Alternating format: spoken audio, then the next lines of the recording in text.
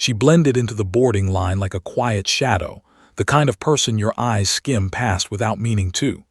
Baseball cap pulled low, hoodie sleeves tugged over her hands, backpack hugged to her chest as though she didn't quite trust the world to carry her safety for her.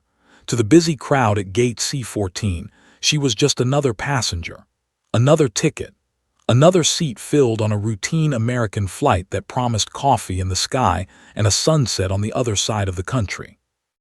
But quiet people rarely come with quiet stories, and hers burned inside her like an engine she swore she'd never ignite again. When she stepped onto the aircraft, she didn't do what most people did. She didn't take selfies, didn't complain about legroom, didn't scan for celebrities. She took in the cabin like a pilot inspecting a cockpit, eyes tracking overhead bins, counting rows, mapping exits, memorizing faces. She sat in row 17, pressed the backpack under the seat, and exhaled slowly. The engines outside hummed like something alive waking up, and unknowingly, everyone aboard stepped into the last normal moment their lives would ever have. The flight attendant smiled through practiced exhaustion. A businessman argued on the phone. A child kicked a seat rhythmically. Across the aisle, a woman whispered prayers out of habit, not fear, yet. And the girl who no one noticed, sat perfectly still, hands resting on her thighs, fingers unconsciously tapping a pattern only someone who'd lived with aircraft would understand. She closed her eyes and listened. Every pilot in the world knows the sound of power building before takeoff, the rising thunder, the vibration beneath your ribs. She knew it too, not as a passenger, never just as that. The plane taxied. The runway stretched endlessly ahead, painted with years of landings and prayers. The captain's voice rolled calmly through the cabin, routine and reassuring. People buckled in. People trusted. People believed in steel, engineering, and the unseen skill of two strangers behind a locked door. Then the aircraft surged forward. The girl opened her eyes. Instinct snapped awake like something feral that had only been sleeping, never gone. She inhaled the moment the wheels broke free of Earth. To everyone else, this was just flight. To her, it was memory, and memory carried weight. Clouds swallowed the windows. The sunlight turned into white glare. Conversations rose. Laughter returned. Fear, like it always does once the plane steadies, dissolved into boredom. But she didn't relax. Her head tilted slightly. Her brows tightened. She listened harder. Something didn't feel right. A vibration out of rhythm. A sound beneath the normal thunder. To anyone else it would have sounded like nothing, like background noise. To her, it was a wrong note in a song her body had been trained to hear since she was barely old enough to know danger had a voice. The first jolt came like turbulence. People chuckled nervously. Someone joked to buckle that cloud better. The attendants gave their standard calming smiles. The captain said something brief, something technical, something meant to soothe. Then the second jolt hit. Harder, violent, the cabin shook, cups spilled, gasps broke like glass. And in that instant, the sky died. The engines didn't fade, they didn't wind down gently, they stopped. There is a silence the world doesn't talk about. The silence of something enormous that was never meant to go quiet. A heavy, terrifying stillness where there should be thunder. That silence filled the cabin like a scream swallowed by the air itself. The plane dropped. Not a dip, not turbulence, a fall. Gravity reached up and yanked them downward with merciless hands. Masks exploded from overhead compartments. People screamed, raw, human, desperate. Someone shouted a prayer. Someone shouted a name. Someone cried for a child who couldn't understand but understood enough to sob in pure primal fear. She didn't scream. She didn't move at first. Her heart pounded, yes, but not in panic, in recognition, in the same haunting rhythm as the last time life had tested her and taken everything in return. The intercom crackled. The captain's voice carved through chaos, trying with everything in him to sound calm, but fear always leaks through the edges. Ladies and gentlemen, we have lost engine power. The girl closed her eyes. Not again. Her knuckles whitened around the armrest. Every lesson, every drill, every failure, every headline, every night she had stared at a ceiling in a room too quiet to forgive her past, it all collided into the present moment. She could sit here. She could pretend to be nobody. She could let fate decide if the ground would meet them with mercy or cruelty. Nobody would blame the quiet girl for staying quiet. Nobody knew her story. Nobody asked her for anything. But 287 lives hung in the air with her heartbeat. And she was not built to watch people die when she could do something about it, even if the world had once told her she shouldn't, even if they had taken her wings, even if she had sworn to never touch the sky again. Another violent drop tore through the cabin. A suitcase flew loose. Someone shrieked. Someone passed out. The world tilted. Gravity roared. Her decision snapped into place. Not loud, not dramatic, just absolute. She unbuckled her seatbelt. It was such a small sound, one soft metallic click lost inside the chaos. But it meant something enormous. It meant she refused to sit still and let history write itself without her. Passengers stared at her as she stood. A flight attendant tried to grab her arm, shouting over the alarms. But then the girl leaned forward and whispered something that made the attendant's face drain of color. Not fear, recognition, a name, a past, a truth buried under years and shame. The attendant didn't stop her again. Row by row, step by step, the silent girl walked toward the cockpit of a dying airplane, while the sky outside held its breath and the world below spun, unaware of how close it was to losing everything. And behind the locked cockpit door, two pilots were staring at instruments that no longer promised salvation. They didn't know yet that someone from their past, someone they once believed lost forever, was coming. Inside the cockpit, alarms howled like wounded animals. Red lights flashed everywhere. The captain's hands moved with speed and muscle memory, flipping switches, cross-checking gauges, fighting physics with training and hope. The first officer's voice cracked as he called out airspeed, altitude, impossible numbers that kept plunging like the feeling in their stomachs. 2 engines gone. Electrical control failing.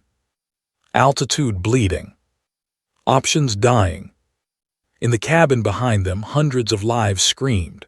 Up front, 2 men fought the impossible. Restart cycle, give me N2 rotation. The captain barked, voice tight, face drenched in sweat.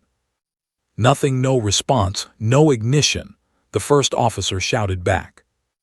Outside, the sky looked so peaceful, blue and endless. It should have comforted them. Instead, it mocked them. The clouds did nothing. The horizon did nothing.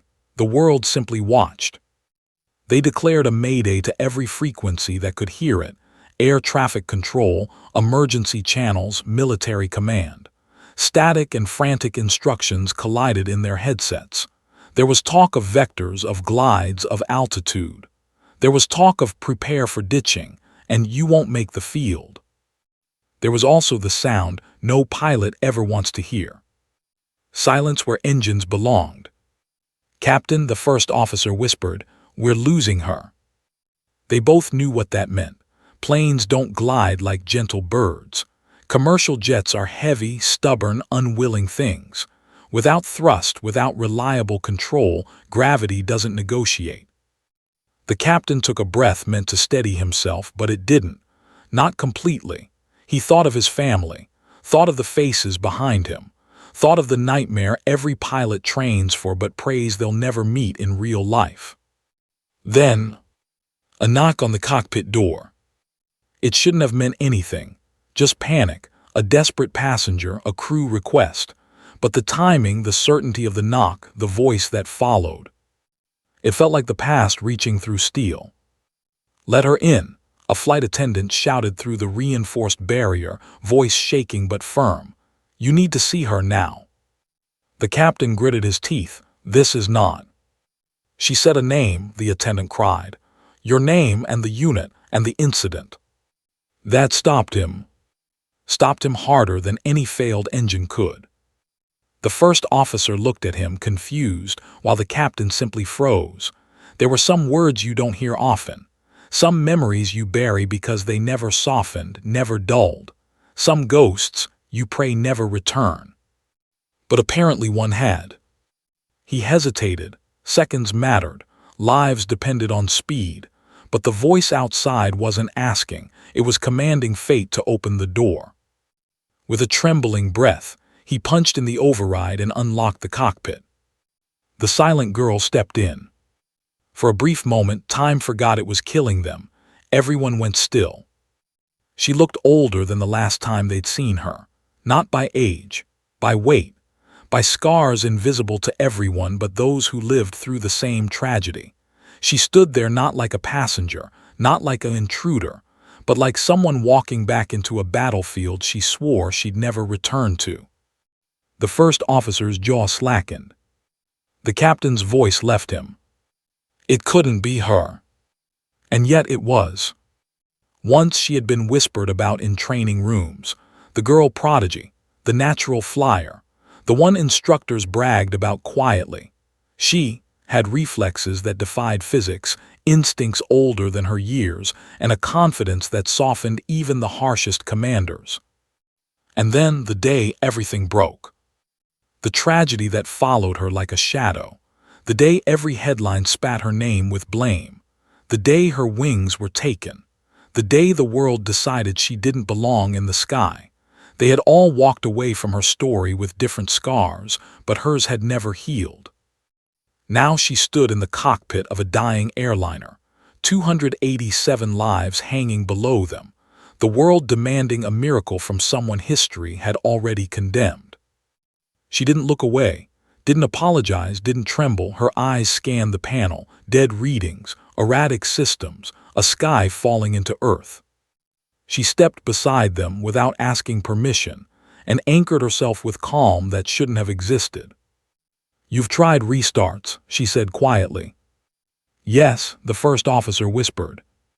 "Hydraulic fail. Partial. Aux systems. Unstable." She nodded once, not shocked, not horrified, simply accepting the battlefield. Outside, turbulence slammed the aircraft. The cockpit shook. The world reminded them it wasn't going to wait nicely for their conversation to end. "We'll never make the nearest runway," the first officer said, fear finally bleeding into honesty. "I know," she replied. The captain swallowed. "Why are you here?" Her eyes flicked toward him. There was pain in them. There was history, but there was no hesitation. "Because you're going to need someone who's already lost everything," she answered softly. "Someone not afraid of breaking the rules if it saves lives." He wanted to argue, wanted to push her away, wanted to resent the universe for choosing her of all people as their last hope, but hope didn't come in perfect forms. Sometimes it arrived wearing past mistakes and carrying ghosts. "We don't have time for pride," she added gently. And she was right. He exhaled shakily. "What are you thinking?" She pointed. "You still have partial control, you still have structural integrity, you still have wind. That means we still have a chance," the first officer finished, hope flickering like a match. Her fingers grazed switches with muscle memory that never died, not to take control, not to trespass, but to guide.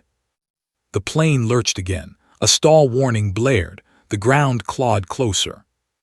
In the cabin, people were crying, praying, holding hands with strangers. Mothers kissed children like it might be the last time. A man clutched a wedding ring. A soldier silently mouthed training chants to keep himself together.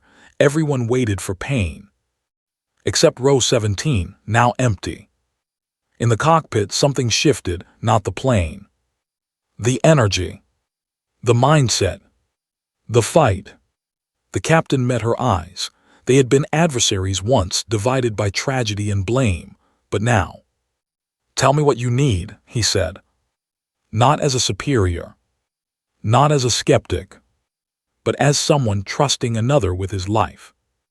She inhaled slowly, steadying herself, burying every emotion that wanted to scream. She spoke with the voice of a pilot again, the voice the world tried to silence. "Then listen to me carefully," she said, gaze burning with determination. "And whatever happens next, don't second-guess me." The plane dropped again, the sky roaring around them. Far below, controllers whispered to each other in disbelief. Emergency response prepared for the worst. Families on the ground had no idea their lives were about to be tied forever to a girl the world once erased. The silent girl placed her hand gently on the throttle lever that no longer did anything, but still meant everything. She wasn't flying yet, but destiny had already placed the yoke back in her heart. And as alarms screamed like demons around them, she began to fight the sky again. The cockpit felt smaller than ever, filled with alarms, flashing red lights, and the raw scent of fear. The pilots' faces were pale, the sweat of adrenaline streaking like silver rivers down their temples. She didn't flinch. She didn't panic. Her presence was calm, but it carried weight heavy enough to still the chaos around them. The captain broke the silence first, his voice tight. You shouldn't be here." Her eyes lifted, steady as steel. "I know." He took a step back, a mix of disbelief and recognition painting his face. He had seen this before, seen her, trained her, watched as the aviation world ripped her wings away after an accident no one could fully explain, and a tragedy that she carried silently. The girl they dismissed as disqualified was standing before them, alive, unbroken, and now holding the fate of 287 lives in her hands. "You were disqualified," he whispered, shaking his head. "You shouldn't." "I'm not asking for permission," she interrupted softly. "I'm asking for focus. That's all we have left." The first officer swallowed hard, glancing between them, unsure if history or instinct mattered more right now. But the truth was immediate, pressing, and terrifying. The plane was still falling. Every passing second was a countdown.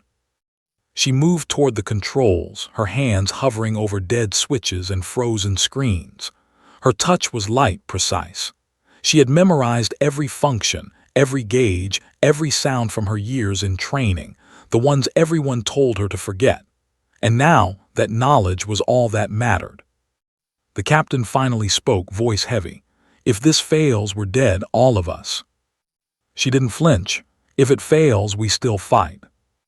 They watched as she leaned closer to the panel, scanning and recalculating, her mind moving faster than any computer.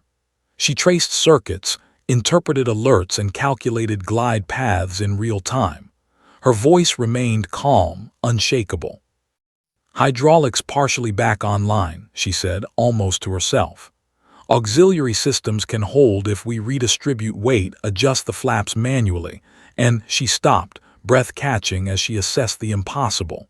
"We can land, but only if we trust each other completely." The captain's throat went dry. Memories of her last flight, the incident that had ended her career, flashed before his eyes. He remembered the fear, the blame, the court of public opinion that had almost crushed her. And yet here she was, standing taller than ever, a command presence that even he couldn't ignore. You're insane," he finally muttered. "No," she replied. "I'm alive, and so is everyone behind us. That's reason enough." Her eyes shifted to the first officer. "Assist me. Follow my commands exactly. One mistake and gravity wins." The first officer nodded, swallowing the lump in his throat. He had no other choice. The captain hesitated, torn between disbelief and necessity. He had trained many pilots, watched their egos swell and falter, but he had never seen someone stripped of wings, dismissed by the world, yet still able to command a plane with the precision of a seasoned veteran. She turned to him. "You taught me better than this, remember." His jaw tightened. Memories clawed at him. The drills, the simulations, the impossible maneuvers he had once doubted she could master. She had failed then, yes, but now failure wasn't an option. It never had been. The plane groaned as it fought against gravity, a metal bird gasping for life in the infinite sky. Turbulence ripped through the fuselage. Passengers screamed. Oxygen masks dropped in slow motion like fragile parachutes. The first officer's hand shook as he relayed her instructions over the intercom, translating her precise technical commands into human language. "Brace for turbulence," he shouted, voice tight with tension. "Keep seats fastened, hold on." Somewhere in the cabin, a child cried. Somewhere else, an elderly woman whispered a prayer. Couples held hands. Strangers clutched each other. And row 17 remained empty, as if the seat itself had been reserved for fate. The captain realized something. She wasn't just controlling the plane. She was controlling the panic, the chaos, the fear. She had learned the one skill no training manual could teach: how to instill focus in the middle of absolute disaster. "Adjust flaps manually," she commanded, voice slicing through the alarms. "Engine distribution to compensate. Rudder 15 degrees port. Prepare for glide descent." Every word was a bullet, precise, lethal, necessary. The captain's hands moved with her guidance, hesitant at first, then confident. The plane tilted, caught a small updraft, and the terrifying vertical speed lessened slightly. It wasn't victory, it was survival. A fragile, trembling, impossible survival. Outside, the world looked deceptively calm. Blue sky, scattered clouds, sunlight glinting off distant rivers. Beneath them, towns and neighborhoods approached with merciless speed. One wrong move and lives would be obliterated. The silent girl's eyes scanned the instruments again. Sweat glimmered on her forehead. She breathed, measured and precise.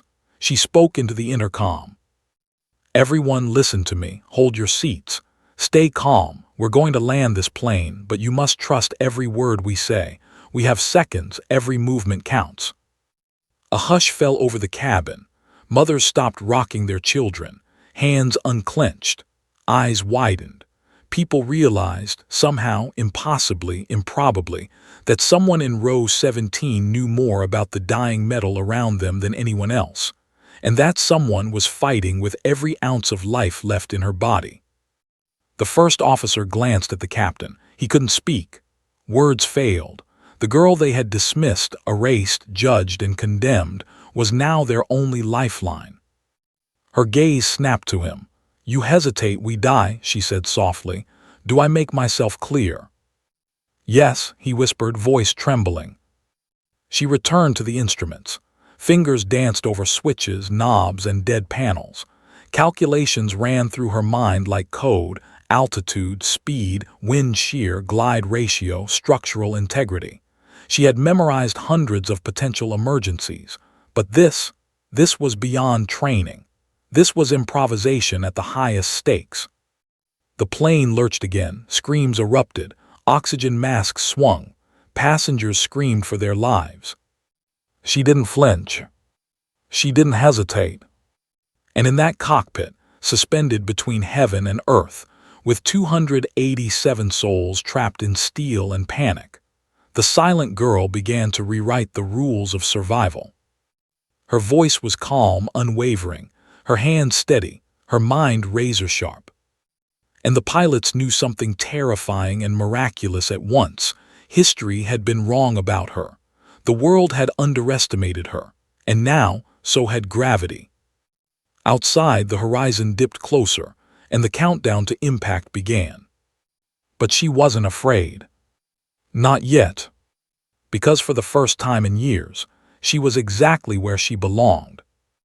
And the first impossible step toward saving 287 lives was about to begin. The world outside the cockpit seemed calm, cruelly indifferent. Blue skies stretched endlessly, dotted with clouds that had no idea the horror unfolding beneath them.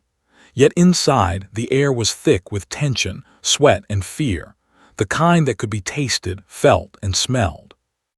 The silent girl's hands never stopped moving.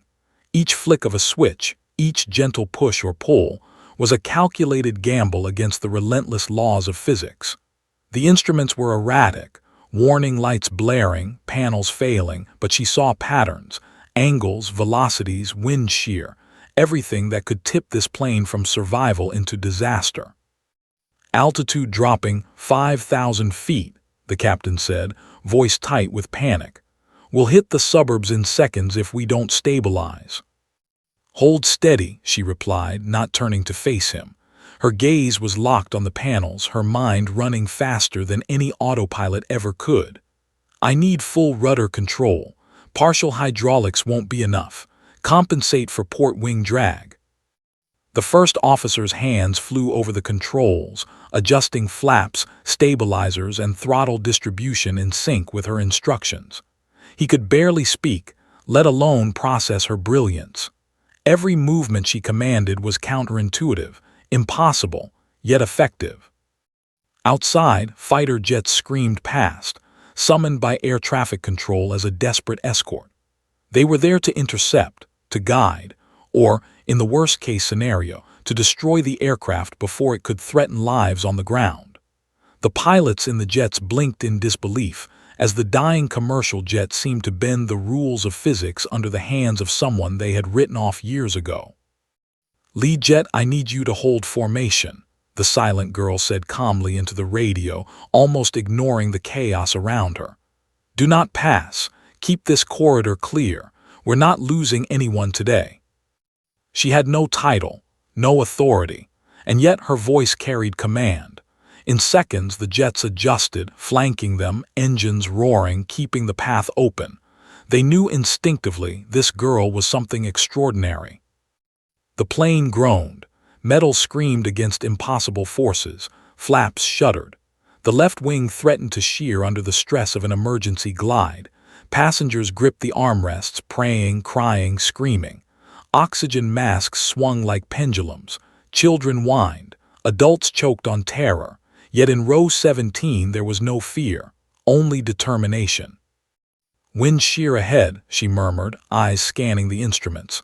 "Adjust 10 degrees starboard. Compensate with ailerons. Altitude will bleed, but we can survive it." The captain's hands shook as he followed her guidance. "This is insane," he said. "I've never seen anyone do this, ever." "Then don't blink," she replied. "We don't have time for disbelief." The first officer glanced toward her. "How are you even doing this?" he asked. His voice was low, almost a whisper, filled with awe and fear. She didn't answer immediately. She just adjusted the rudder, manually counteracting a lurch that could have flipped the aircraft. Her hands moved like they were born to dance on controls, weaving life and survival out of panic and failing systems. "I wasn't supposed to be here," she finally said, voice quiet but unwavering. "They told me I was done, that I couldn't fly, that I wasn't ready or worthy. But you never taught me to give up, and right now giving up isn't an option." The plane dropped again, violently, shuddering as if to remind them how small humans were against the sky. The horizon tilted. Buildings rushed toward them. Trees, cars, power lines. Potential destruction loomed mere seconds below. "Prepare for manual glide," she commanded, eyes blazing. "We're not landing on a runway. There isn't one close enough. We'll find a field, a corridor, anything. But I need full cooperation. Every second counts." The captain swallowed hard. You're asking us to gamble lives on your judgment." She looked at him, voice steady, eyes piercing. "I'm asking you to trust me. You'll have no other choice in seconds." Outside, the fighter jets maintained formation, engines roaring, creating a corridor of compressed air and a safety buffer for the doomed plane. Air traffic controllers called out emergency codes, giving coordinates, vectors, and crash alerts. But everyone was powerless compared to the calculations happening inside that cockpit. The plane groaned again. Flaps bent. Hydraulic fluid hissed. Metal twisted like it was screaming under pressure. Passengers screamed. Children cried. Mothers prayed. And the silent girl leaned into the chaos, into the terror, into the impossible, with the calmness of someone who had faced death before and refused to be ruled by it. "Altitude 3,000, the captain said, his voice barely audible. "We're almost too low." She didn't flinch. "Not yet. Not if we adjust glide slope. I need another 5 degrees port rudder now. Adjust center of gravity manually. Weight distribution, calibrate passenger mass." The first officer's mouth fell open. Passenger mass. Yes, she said sharply. Every body counts, every ounce, adjust accordingly. He worked frantically, shouting numbers over the radio to the captain. The cockpit was a symphony of life-or-death improvisation. Instruments flashed red. Systems failed. Gravity's pull was relentless. Yet slowly, impossibly, the plane began to stabilize inch by inch. Wind correction applied, she said softly. Stay steady. Brace yourselves for turbulence. The plane rocked violently, a gut-wrenching sway that sent panic through the cabin. Drinks spilled. Glasses shattered. Screams erupted. But the pilots didn't panic. They followed her instructions like a lifeline because, for all intents and purposes, she was. Below them, neighborhoods blurred. Streets, houses, and cars passed by in terrifying proximity. The city was waking to the realization that something was very, very wrong in their sky. And yet, no one below could know that a single silent girl was holding them all in balance, defying the rules, bending gravity's pull with nothing but instinct, knowledge, and courage. She's insane, the captain muttered under his breath. Or she's the only one who can do this, the first officer replied, eyes wide, voice trembling. The girl glanced at them, voice calm but firm. Focus. One more adjustment and we'll be close enough to land. If we fail now, there won't be a next chance. Do you understand? Yes, they said together almost as one. Good, she replied. And with hands moving over the failing systems, eyes scanning the sky, and mind racing against death itself, she prepared the plane for its most impossible challenge yet. A glide through turbulence toward a tiny strip of land that no pilot would dare attempt. Seconds ticked away like lifetimes. The world outside continued in oblivion. Chaos filled the cabin, and the silent girl stared into the impossible and smiled because giving up was never an option. And far below, the suburbs held their breath, unaware that life and death hung by a thread in the hands of a girl who was never supposed to fly again. Because the fight against gravity had just begun. And no one, not the pilots, not the passengers, not even the fighter jets escorting them, knew if they would make it. Yet in that cockpit, suspended between heaven and earth, with alarms screaming and metal groaning, one truth was undeniable. She was not afraid. Not yet. And the horizon was waiting. The strip of land ahead was almost laughably small. A narrow patch of concrete tucked between a military base and an abandoned field, no longer maintained, nothing more than a scar across the earth that pilots used for emergency drills but never in reality. It was barely visible through the haze of smoke and turbulence, but it was all they had. The silent girl in the cockpit didn't hesitate.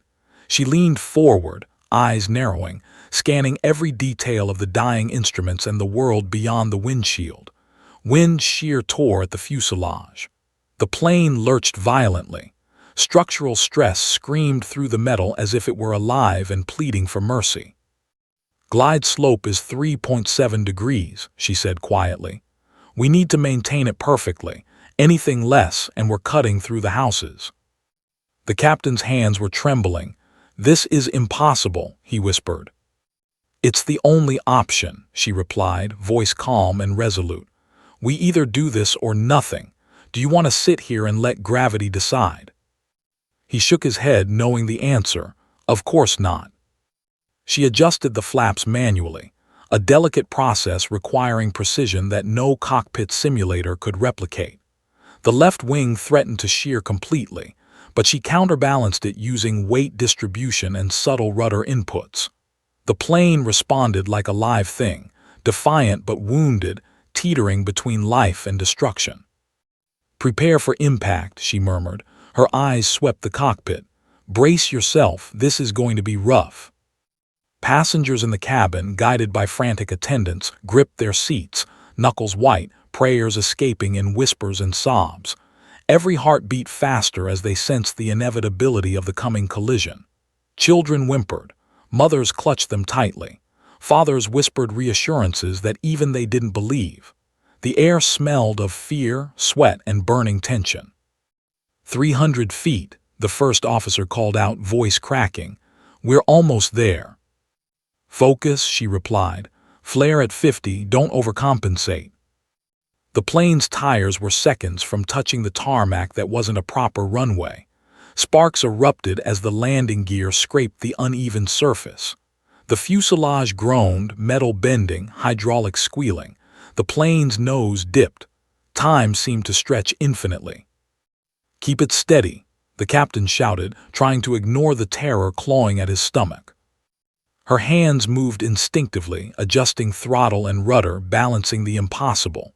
Sparks flew as the plane skidded along the cracked concrete, wheels bouncing over imperfections, every jolt threatening to rip it apart. The fuselage quivered, the wings groaned, and yet, inch by inch, they survived. Passengers screamed, then cried, then held their breath as the aircraft struggled to obey its wounded commander. She guided them like a conductor, orchestrating the impossible symphony of a plane that should have fallen, metal screaming in protest.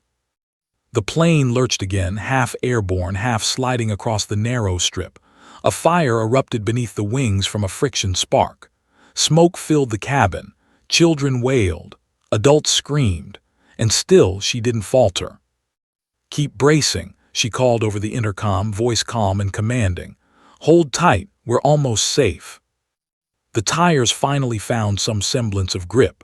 Sparks exploded in a dazzling, terrifying display as the plane skidded along the cracked concrete. The left wing dragged slightly, leaving a scar across the tarmac. The plane shuddered violently, then nothing. Silence. The cabin was filled with it. Passengers didn't move at first, too shocked, too afraid to believe they were still alive. The engines had died entirely. Smoke clung to the ceiling.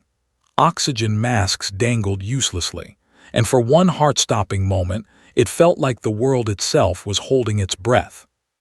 Then came the first sounds of life.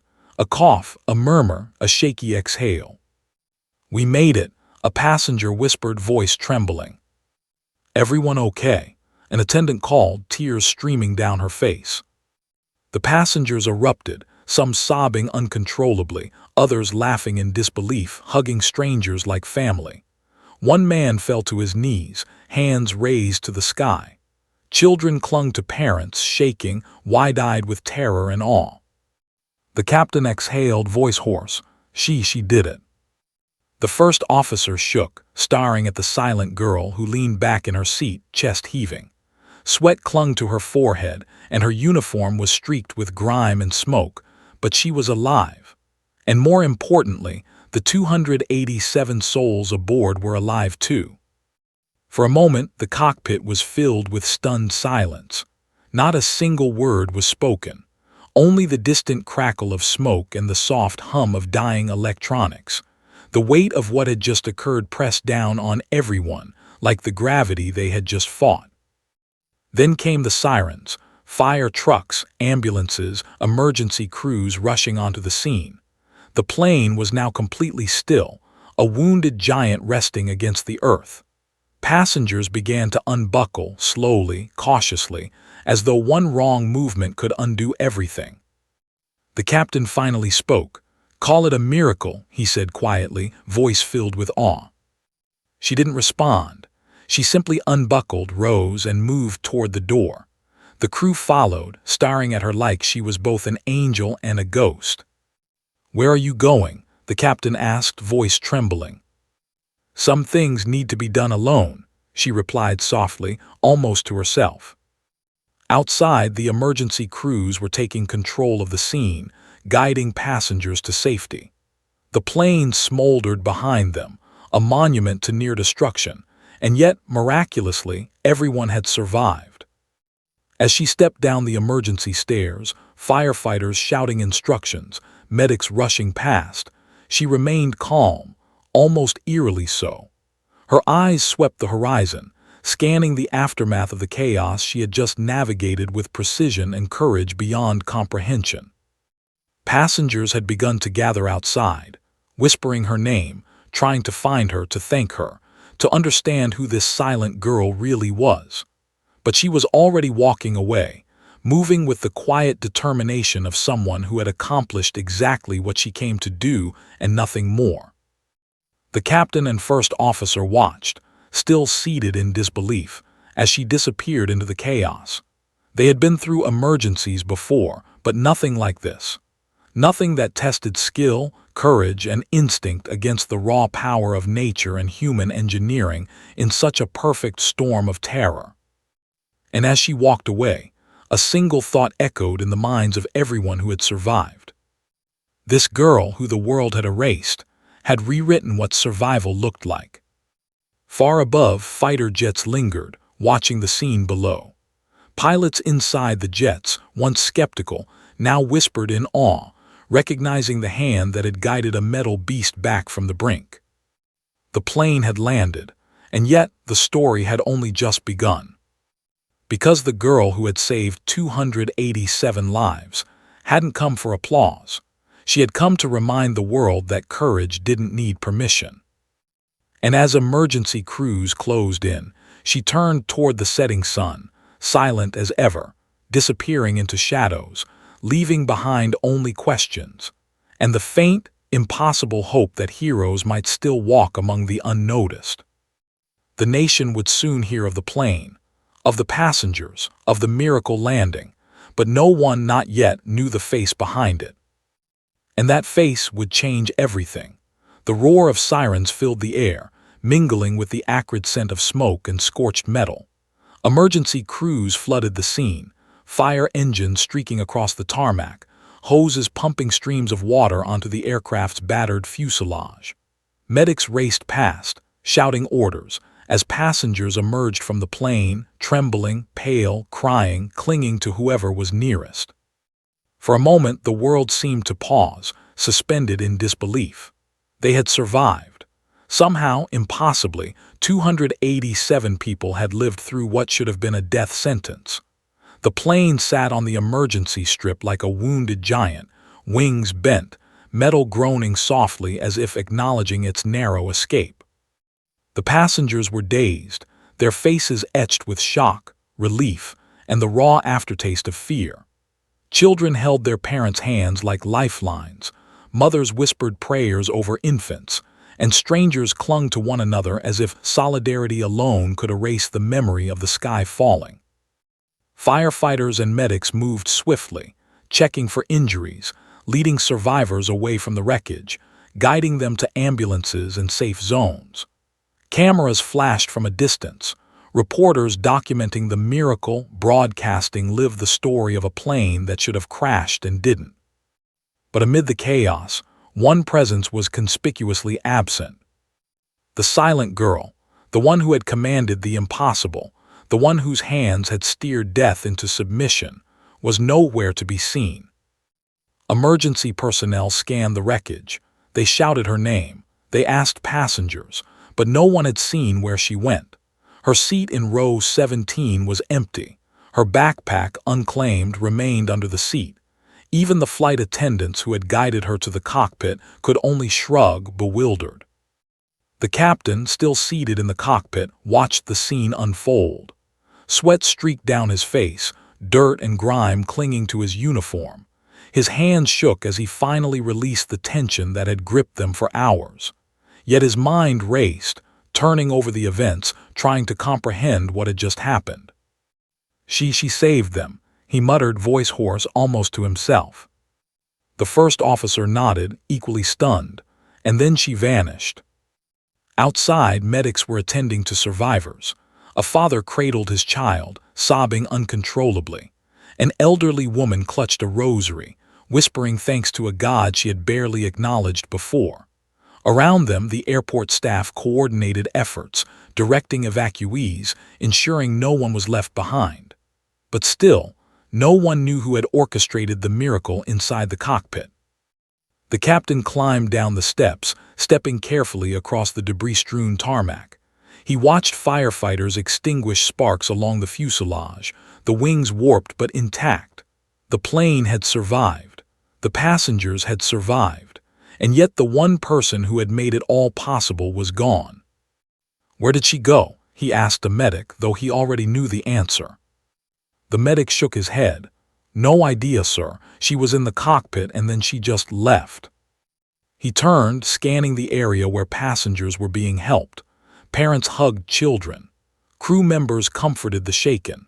Journalists shouted questions into cameras, eager for a soundbite, a face, a name. But all eyes eventually fell back to the cockpit, empty now except for the two men who still struggled to comprehend reality. The captain's mind drifted back to that moment when she had stepped into the cockpit. He had recognized her immediately. She had been the girl prodigy, the trainee who had been dismissed after an accident, condemned by history and the media, erased from the world of aviation. And now, here she was, taking command when every protocol said it was impossible. He could see it clearly in his mind. The calm determination in her eyes, the precision of her hands, the way she had calculated every move, every adjustment, every tilt and sway to counteract the plane's failing systems. Every life had depended on her skill, her knowledge, her courage, and she had delivered. And then she had vanished. The first officer finally spoke, voice low and shaken. Who does that?" The captain shook his head. "Someone who doesn't want the world to see her. Someone who does it because it's the right thing, not for recognition." Emergency crews began leading passengers to buses, transporting them to temporary shelters. Families clung together, faces pale, eyes wide with the lingering shock of near death. Conversations buzzed with disbelief, gratitude, and fear. Every story began the same way. A plane that should have crashed didn't, but no one could yet tell them why it hadn't. The lead firefighter approached the captain and first officer. "We've accounted for everyone on board. Everyone survived. No fatalities. It's miraculous." The captain nodded slowly, still staring at the empty cockpit seat where she had sat. "Yes, miraculous." Meanwhile, emergency communications were flooded with calls from air traffic control, military command, and airport authorities. Reports described the flight as a near catastrophe averted, an impossible landing executed with precision and nerve. But when questioned about who had actually taken control, the words faltered. The pilots tried to explain, but without the silent girl present, the story sounded almost unbelievable. The first officer rubbed his eyes. "It wasn't me. It wasn't the captain. It was her." "Her?" the firefighter asked. The captain nodded. "Yes, the girl, the one history says doesn't fly anymore. She saved everyone." The firefighter's brow furrowed. "But she's gone."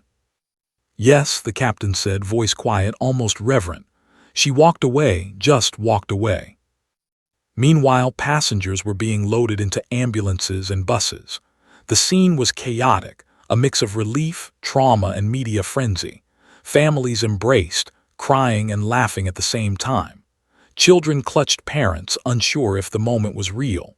Some looked back at the plane, awed and terrified, unaware that the person who had given them life again was invisible among them. And then, from the edge of the emergency strip, the first whispers began. "Did anyone see her? She disappeared. She saved us." The truth began to spread, quietly at first, then louder. The passengers knew someone extraordinary had been behind the miracle. But who? How? And why had she vanished before anyone could thank her? The captain and first officer stood together, watching the scene. They had seen history repeat itself. The girl, disqualified, erased, dismissed, had returned when the world needed her most. She had performed the impossible, and she had done it silently. They exchanged a glance. No words could capture what they felt. Gratitude, awe, disbelief. And something else, an understanding that they had witnessed something rare and fleeting, courage without ego, heroism without recognition.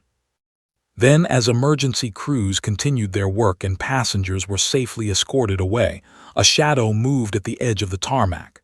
She stood there for a moment, watching from a distance, her figure silhouetted against the setting sun. No one approached her. No one called out. She didn't seek them. She simply observed, quiet as ever, absorbing the aftermath of the chaos she had mastered. And then she turned.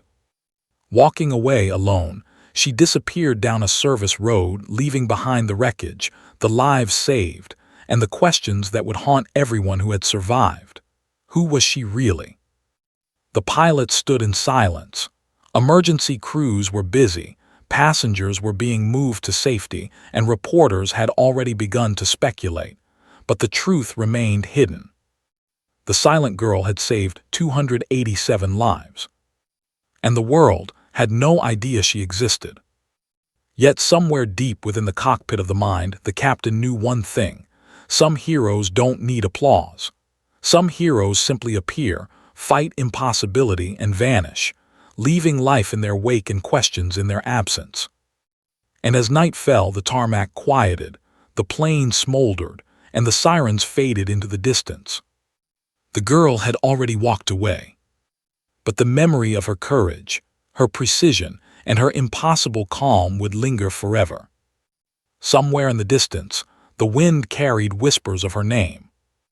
And the world was about to wake up and demand answers. Because she wasn't done being silent, and no one would forget the shadow she left behind. News crews swarmed the airport the following morning. The footage of the plane, scorched and bent but resting on the emergency strip, had already gone viral. Social media lit up with hashtags like Miracle Landing, Plane Saved, Hero Pilot. Everyone was talking about the landing that had defied logic, the passengers who had survived, the pilots who had guided them. But no one could answer the burning question: who had saved them? Inside a temporary command center near the base, military officials and airline executives pored over the flight logs, security footage, and pilot reports. The lead investigator stared at the cockpit camera, eyes narrowing at the image of the girl stepping into the controls mid-flight. "Who is she?" he muttered. "She's not listed on the flight manifest as crew. We have no record of her." The captain and first officer were called in. Both looked weary, haunted, but alive. The investigators pressed them. Who took control? The first officer spoke first. "It wasn't me, and it wasn't the captain. She came into the cockpit. She saved the plane." The captain, pale and exhausted, nodded. "She wasn't supposed to be flying. Technically, she couldn't have been. But she did. Every decision, every command, she knew exactly what to do." The room went silent, then questions came faster than answers. What's her name? Where did she come from? Why wasn't she listed as crew? The captain hesitated. "Her name is someone the world tried to forget. She was disqualified years ago, a training prodigy taken out of aviation after a tragic accident. We all thought she was done flying, but she was." The lead investigator leaned forward. "Disqualified years ago? You mean the girl who failed the final assessment in 18, the one everyone wrote off?" "Yes," the captain said, voice tight. "That's her, but she's more than that. She's the reason 287 people are alive today." Word began to spread, tentatively at first, then explosively. Aviation forums, news outlets, and social media began to dig into her story. She was the trainee who had once been considered the best in her class, who had crashed during a test flight that went wrong due to a mechanical failure no one could have anticipated. Headlines from years ago painted her as reckless, a cautionary tale. Airlines and military programs had publicly noted her dismissal.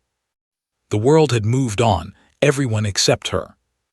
Meanwhile, passengers were being interviewed, their faces pale but glowing with relief and gratitude. "It was the girl," one said. "Row 17, she just appeared. She knew what to do. She saved us." Another added, voice shaking, "I don't know who she is, but she should be recognized. She should be a hero."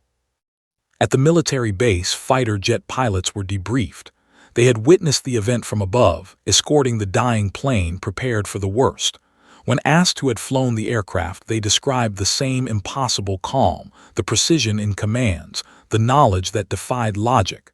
"She was extraordinary," one pilot admitted. "Better than anyone we've ever trained. Better than most of the people officially allowed to fly." Authorities began to piece together her past, finally connecting the prodigy erased from records with the silent hero who had saved hundreds. Her former instructors were contacted. They confirmed everything: the skill, the intuition, the tragic accident that had ended her official career. They all whispered the same thing: she had been underestimated. Everyone had underestimated her. The media frenzy grew. News outlets scrambled to find her. Social media users speculated wildly. Who is she? Why isn't she being recognized? Headlines questioned how a disqualified trainee could take control of a commercial jet and survive an impossible landing. The nation was desperate for answers. Yet she remained invisible. She was neither seeking fame nor recognition. Witnesses reported a lone figure walking along the edge of the runway, scanning the aftermath, then vanishing into the early morning light. Employees at nearby buildings swore she disappeared before anyone could approach her. Her actions had saved lives, but she remained elusive, a ghost in the chaos she had created. Military brass convened to discuss her impact. The commanding officer of the fighter jets, once skeptical, now reverent, summed it up. "We witnessed someone who shouldn't have been flying take command of a dying plane and bring it down without losing a single life. She operated beyond protocol, beyond expectation, beyond fear. Whoever she is, she's a pilot of legend." Meanwhile, the surviving passengers began to piece together what happened. Flight attendants who had seen her slip into the cockpit were interviewed repeatedly. Their words were the same. She whispered a name, a past incident, a history known only to those who had trained her. The crew and pilots recognized it immediately.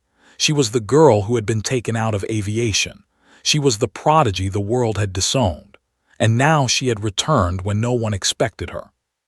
Across the country, families of the passengers marveled at the story. Children who had survived were told of the heroism in their skis. Adults shared the tale with friends and colleagues. The flight became legendary before anyone could fully process what had happened. Some skeptics doubted it. "No one disqualified could do that," they said. "It's impossible." But then video emerged, cockpit footage grainy but undeniable, showing her hands moving with precision, her calm presence amidst alarms and chaos. Experts confirmed it. The movements, the decisions, the adjustments. Only someone with extraordinary experience and skill could have done what she did. As the story spread, the nation collectively asked one question: where was she now? The answer was the same everywhere: she had vanished. The pilots searched, authorities searched, journalists scoured the area, but she was gone. She had returned to the shadows, to anonymity, even after saving 287 lives. The silent girl who had rewritten what was possible in aviation had disappeared once again. In the days that followed, the nation celebrated the landing. Survivors gave testimony, videos went viral, and emergency crews were praised. Yet the one figure whose courage had defined the event remained absent, a silent, unseen force. Fighter jets flew honor flights in recognition, but they too wondered. Who was this pilot who had defied history, physics, and death itself? Her story became a legend whispered in aviation circles, shared across social media, debated in forums, and chronicled in news articles. Every expert, every instructor, every former classmate acknowledged the impossible truth. The girl they had erased had returned at the moment of greatest need, and the world had no name to attach to her heroism. And somewhere beyond the chaos, beyond the cameras and crowds, she walked alone, silent as ever, aware of the lives she had saved, carrying the weight of history, the memory of her past failures, and the knowledge that her courage had not gone unnoticed, even if the world had yet to see her. The nation had learned the truth. A girl once disqualified had done what no one else could. But they didn't know the full story, not yet. Because the girl who saved 287 lives wasn't just a hero. She was something else entirely, an enigma, a legend, a silent force of courage that the world would never forget. And far above, fighter jets circled, engines roaring, a salute ready to honor her bravery in a way no ceremony could ever capture. The question remained, when would she allow herself to be seen? Or would the world only ever know her as a shadow, a phantom who walked among the living, carrying the impossible in her hands? Weeks had passed since the miraculous landing, but the story had not faded. Social media still buzzed with eyewitness accounts, passengers' interviews, and viral footage of the plane skidding along the cracked tarmac. Aviation forums debated how someone disqualified could control a failing aircraft. Military analysts studied the flight path, cockpit video, and emergency logs, still shaking their heads in disbelief. And yet the girl remained unseen. Inside the fighter jet command center, pilots prepped for an unusual mission. Word had come down from the top. The silent girl, if they could locate her, was to be honored in the skies, a recognition no ground ceremony could replicate. The commander addressed his team. "You know her story," he said. "A disqualified trainee erased from aviation, yet she saved 287 lives. She doesn't seek attention, but she deserves recognition. Today, we salute her." The jets roared to life. Engines screamed across the tarmac as the pilots climbed into the sky, a formation of precision, power, and respect. They didn't know exactly where she was. Perhaps she would ignore them. Perhaps she would vanish as she always did. But they had to try. The air needed to carry their salute, and the world needed to witness it. Above the city, the fighter jets formed a tight diamond. Their engines rumbled like thunder. They executed a series of maneuvers designed to honor a pilot whose courage had defied logic. Circling low over the emergency strip where the commercial jet had landed, they created a corridor in the sky, a path of reverence that stretched from earth to horizon. Below, passengers and emergency crews looked up. Even weeks later, many returned to the scene to see the plane that should have crashed, now a symbol of survival. When the fighter jets screamed overhead, everyone instinctively looked up. The synchronized turns, the formation maneuvers, and the roaring engines formed a ballet of respect. Some began to whisper, recognizing what was happening. "They're saluting her," one passenger murmured. "The girl, she saved us, and they're honoring her." And somewhere beyond the crowd, beyond the media, beyond the chaos, the silent girl watched. She stood at a distance, half hidden in the shade of a service hangar. Her eyes traced the jets, all creeping into her normally stoic expression. The formation in the sky was perfect, a tribute not demanded but earned, created by others who understood the weight of her courage. She had never flown in years, dismissed by protocols, disqualified by authority, erased by the world. And yet now, those same systems, those same pilots, acknowledged her brilliance, her bravery, her indomitable will. A pilot in the lead jet radioed into the formation. "All units, honor roll, respect in the air, for the silent hero who saved 287 souls." Her breath caught. She had saved lives without recognition, without expectation, and now the sky itself seemed to recognize her. The diamond of jets banked in unison, leaving contrails that painted the air like strokes of light. The roar of engines echoed across the city, drawing the attention of thousands on the ground. The salute wasn't just symbolic, it was a message. Bravery transcends titles, courage transcends authority, and heroism doesn't require applause. She felt a lump in her throat. She hadn't asked for this, she had never wanted it. She had done what needed to be done, nothing more, nothing less.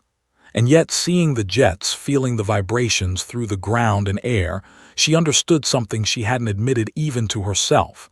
She had earned this moment. The lead jet dove in a precise arc, pointing toward the distant horizon, then executed a series of sharp turns, each movement an acknowledgement of skill, mastery, and respect. The other jets mirrored it flawlessly, a choreography of honor above the city. Civilians below craned their necks, some cheering, some snapping photos, some simply frozen in awe. The spectacle was cinematic, surreal, and profoundly moving. For the silent girl, it was confirmation. The world may have disqualified her once, labeled her a failure, erased her from history, but it had not broken her. She had faced the impossible, fought death itself in the sky, and emerged a force of courage beyond measure. And now, the very air above her acknowledged it. The captain and first officer, now fully recovered from the trauma, stood with the gathered passengers, watching the aerial tribute. Their eyes followed the planes as they executed loops, rolls, and precise formations. The first officer whispered, voice thick with emotion, "She deserves this, more than anyone." The captain nodded, jaw tight. "She's not just a hero, she's beyond that. She's proof of what people can do when the world underestimates them." News helicopters circled, capturing the historic moment. Reporters scrambled, trying to explain the spectacle, trying to identify the pilot, trying to connect the story. Yet the silent girl remained at a distance, observing. She didn't approach. She didn't speak. She let the sky tell the story of her courage. Below, the crowd clapped, cheered, and stared upward. The passengers who had survived, forever bonded by trauma and miracle, silently acknowledged the tribute. They understood it wasn't about recognition in newspapers or awards. It was about respect earned in the most impossible of circumstances. The lead jet executed a final maneuver, slicing across the horizon in a salute that could be seen for miles. The formation broke, engines screaming in unison as they returned to base, leaving only contrails behind, streaks of acknowledgement that would linger long after the planes were gone. And the silent girl finally allowed herself a small, almost imperceptible smile. No words were needed. No applause, no ceremony, no awards could capture what had been accomplished. The sky had spoken. The pilots had spoken. The nation had learned, even if imperfectly, that heroism could exist beyond expectation. She turned away from the crowd, fading into the shadows as she had always done. Yet unlike before, the weight on her shoulders felt lighter. She had saved 287 lives. She had rewritten the rules of survival. And now she had been seen, not by the world directly, but by those who understood courage when they witnessed it. The fighter jets returned to base, but their salute lingered in memory, in the hearts of passengers, and in the minds of the nation. Social media exploded with speculation, admiration, and awe. People debated, marveled, and honored the girl they didn't know by name, the silent hero who had redefined what it meant to fly. And somewhere beyond the cameras, beyond recognition, beyond applause, the girl walked alone. Silent as ever, a shadow in a world that had nearly forgotten her.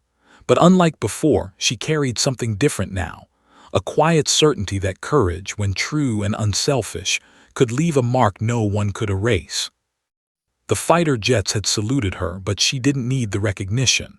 She had already flown through death and returned. She had already saved lives against impossible odds, and the world, unknowingly, had witnessed the quietest, most powerful form of heroism there was. She disappeared into the horizon, leaving behind a legacy no one would forget. The silent girl pilot who saved 287 lives, and whose courage had commanded respect even from the skis themselves. And somewhere above, the contrails of fighter jets lingered, a final salute to the legend she had become. The nation had seen her courage, and for those who truly understood, that was enough. Because some heroes do not need names, faces, or applause. They need only to act. And she had acted, brilliantly, silently, and forever.